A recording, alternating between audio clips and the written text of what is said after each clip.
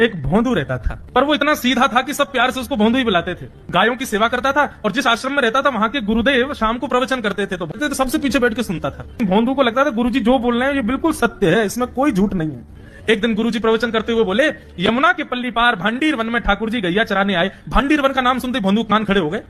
बोले भांडीर वन तो मैं जाता हूँ गैया लेके, मुझे तो कभी मिले नहीं वहां पर। अरे मुंह में ही कमी होगी, मुंह में ही सामर्थ्य नहीं होगी उनको देखवे कि मैं ही नहीं देख पाए होंगे, वो तो आते होंगे वहां पे, मुझे ना दिखे होंगे।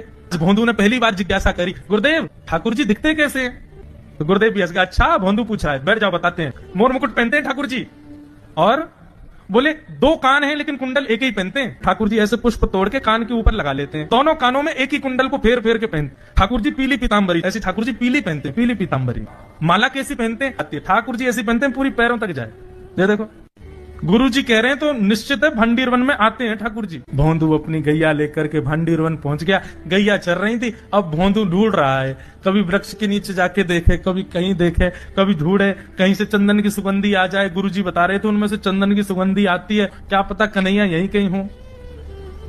इतने भाव से, इतने प्रेम से और इतने भोलेपन से ढूंढने लगा ठाकुर जी को, और ठाकुर जी नहीं मिलते ना तो अपने आप को ही कोसता, मुंह में योग्यता ना होगी, यही मारे ना मिल रहे, ठाकुर जी तो यही है। गुरु जी की बात गलत नहीं है, ठाकुर जी तो यही है। उसके उस सहज भाव पर, उसके उस सरल भोंदू पने पर ठाकुर जी रीझ गए।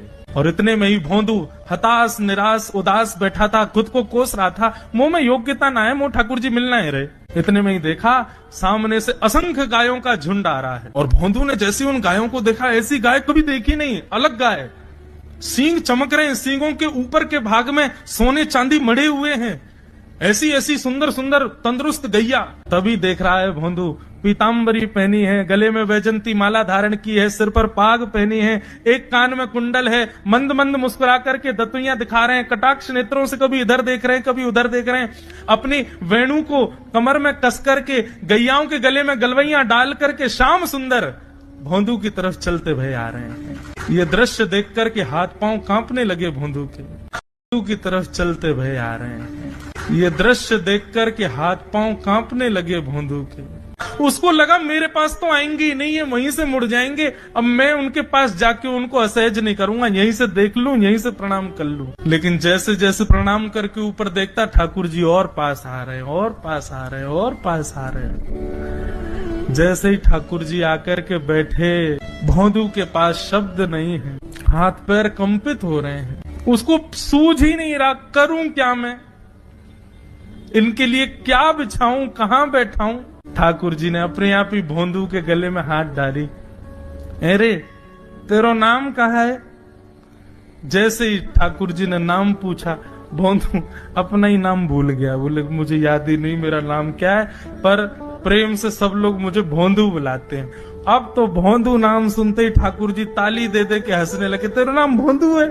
बोले हाँ मेरा नाम भोंदू है। और ठाकुर जी आपको अच्छा लगो? बोले हाँ बहुत अच्छा लगो। आपको नाम कहा है? ठाकुर जी बोले तुम वो ना जाने? बोले जानू तो ना हूं, लेकिन गुरुजी ने जैसो रूप बताया वैसो ये आपको, तो आप कहीं नंद नंदन तो नहीं हो? ठाकुर जी बोले हाँ मैं नंद नंदन नहीं हूँ, यशोदा जी को लाला, नंद जी को लाला। भोंदू बोलो जय हो भगवान, आज आपके दर्शन है गए। गुरु जी और सब बालकन को तो आप शायद रोज ही मिलते होंगे, लेकिन मैं ही अभागो, मोकू आप आज ही मिले हो। ठाकुर जी बोले अब चल बात मत बनावे, जल्दी कछु खवा, मुझको भूख लग रही है। भोंदू एक कपड़े में रोटी बांध के उसमें मिर्च और गुड़ रख करके लेके गया। 2 रोटी थी, भोंदू ने जैसे खोली, एक रोटी ठाकुर जी के सामने धर दी, एक अपने पास रख ली, बोले मैं भी तो खाऊंगा। ठाकुर जी ने बढ़िया रोटी ऐसे घुमाई और प्रेम से गुड़ खामे और रोटी पान लगे प्रेम से, और ठाकुर जी तो चप चप करके नेक देर में पा गए। भोंदू तो भूल ही गया मुँह खानो भी, और ठाकुर जी को ही देख रहा है। ठाकुर जी बोले और जोर की भूख लगी, ला अपनी रोटी दे दे। भोंदू बोलो मुँह को भी भूख लगी है। बोले अच्छा चल आधी आधी खा ले, या मैं तो आधी तू खा ले आधी मैं खा लूं, दोनों खा लिए।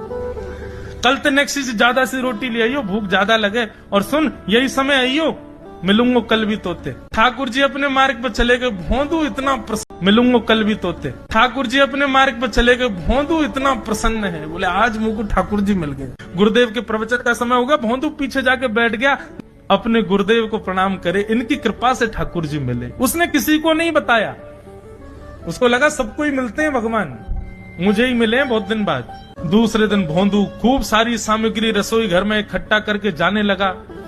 किसी ने जाके गुरुदेव से कह दिया कि भोंदू बहुत सारी सामग्री ले जा रहा है। गुरुदेव ने जाके कही, भोंदू इतनी सामग्री ले जा रहा हो भैया, वो भंडारो करेगो का? नहीं गुरुजी, भंडारो तो नहीं करूंगा, वो नंद नंदन आम है, वो यशोदा नंदन मदन मोहन, वो अपनी गैया चरा के आए, कल भी आए, मेरी रोटी खा गए, मैं भूखो ही रहेगो कल। या हमारे ज्यादा सी ले जा रहा हूँ, बेचारे बहुत भूखे आए कल, कि उनको पेट भर जाएगा, मैं भी पा लूंगा, या हमारे गुरुजी आज ज्यादा सामग्री ले जा रहा हूँ। गुरुदेव ने मन में सोचा, ये बात कोई और कहे तो अविश्वास किया जा सकता है, लेकिन भोंदू झूठ नहीं बोलता। भोंदू कभी झूठ नहीं बोलता, भोंदू की बात पर विश्वास करना ही पड़ेगा। गुरुदेव बोले, सुन ठाकुर जी आए थे? बोले हाँ। अच्छा, उनका रूप कैसा था? जैसा रूप आपने बताया था ना गुरुजी, बिल्कुल वैसा, ऐसे कटाक्ष नेत्र, मोती जैसे दांत, ठाकुर जी की मुस्कान ऐसी, पाग ऐसी, कान ऐसे। गुरुदेव के तो नेत्र बंद हो गए, वे सब अनुभव करने लगे। लेकिन गुरुदेव बोले, रूप कैसा भी बता दे, चरण यदि इसने बता दिए तो मैं मान जाऊंगा कि ठाकुर जी थे। अच्छा, तूने चरण देखे? बोले हाँ गुरुजी, मैंने चरण देखे। चरण कैसे थे? ठाकुर जी के चरण जब वो चल करके आगे बढ़ते हैं ना, तो चिन्ह बन जाते हैं। कहीं ध्वजा बनी थी, कहीं शंख बना था, कहीं कुछ बना था, और उनके जो नखून है ना, उनमें से ऐसा लगता है मानो जैसे कोमल का पराग हो, कमल का पराग हो। और चरणों का रंग कैसा, जैसे मानो जैसे गुरुदेव कमल होता है ना, कमल की आकृति, ऐसे ठाकुर जी के चरण। जब चरण का यथावत वर्णन भोंदू ने कर दिया, गुरुदेव समझ गए, बोले निश्चित ठाकुर जी आते। नहीं तो भोंदू कहाँ जाने, इतनी बुद्धि नहीं है उस पे कि वो इतना सब कुछ ढूंढ धाड़ के मुझे बताए। भोंदू एक काम करेगा? बोले हाँ। ठाकुर जी आएंगे तो तेरे सखा बन गए? बोले हाँ। तो उनको लेकर के आश्रम आ जा, यहाँ अपनी गैयान को लेकर कहीं और चरावे जाओ, होंगे तुम नंदन नंदन अपने गांव के, मेरे गुरुजी के पास नहीं जाओगे। और सुनो, ये मुंह में जो रोटी रखी जाओ को उगल ले आओ, ये भी गुरुजी की रसोई में बनी है, हमारे गुरुजी से नहीं मिलेंगे। ठाकुर जी बोले, अरे भोंदू ने रुक तो नहीं, अब तो मैं सुनूंगा ही नहीं, आपने ऐसे कैसे कह दी नहीं जाएंगे? 3 बार नहीं जाएंगे। और ये भांडीरवन मेरो है, मैं यहाँ गैया चरावे आऊं, कल से अगर तुम और तुम्हारी गैया दिख गई मोको, तो तुम्हारी गैयान को लेके मैं चलो जाऊंगा आश्रम, फिर तुम्हारी मैया बाबा तुमको मारेंगे। ठाकुर जी बोले, अरे भोंदू इतना नाराज? बोले, यदि मुझसे मित्रता रखनी है तो मुंह को वचन देना पड़ेगा कि आप आश्रम चलोगे, और अगर आपने फिर से नहीं कही तो मैं जा रहा हूं वापस, और कभी आपको मुख नहीं देखूंगा, अपना मुख नहीं दिखाऊंगा। ठाकुर जी बोले, इस मुख को देखने के लिए या संग के लिए लोग पता हो तो कितनी तपस्या करें?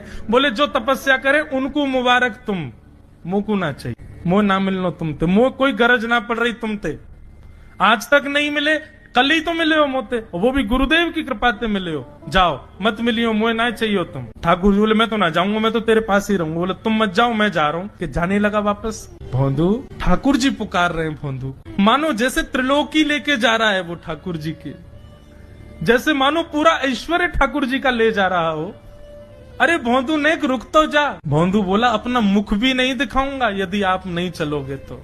भोंदू थोड़ी दूर गया, ठाकुर जी को लगी वापस आ जाएगा, थोड़ी और दूर गया, लगा अब आ जाएगा, लेकिन जब भोंदू दिखना बंद हो गया, हमारे ठाकुर जी विचलित हो गए, दौड़े भोंदू की तरफ। ठाकुर जी दौड़ करके गए और जाकर के भोंदू के पिद्दी पे चढ़ गए। बोले, ले चल अपने गुरुदेव के पास, चलूंगा तू जहां कहेगो, लेकिन तो दूर नहीं जान दूंगा।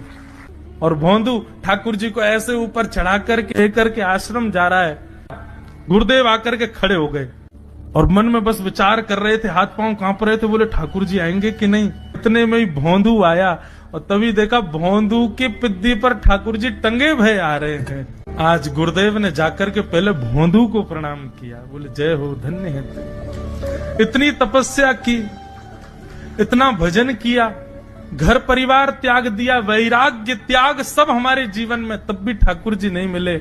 लेकिन वारे भोंदू, तेरी सरलता, तेरी सहजता, तेरा ये निर्मल भाव कि ठाकुर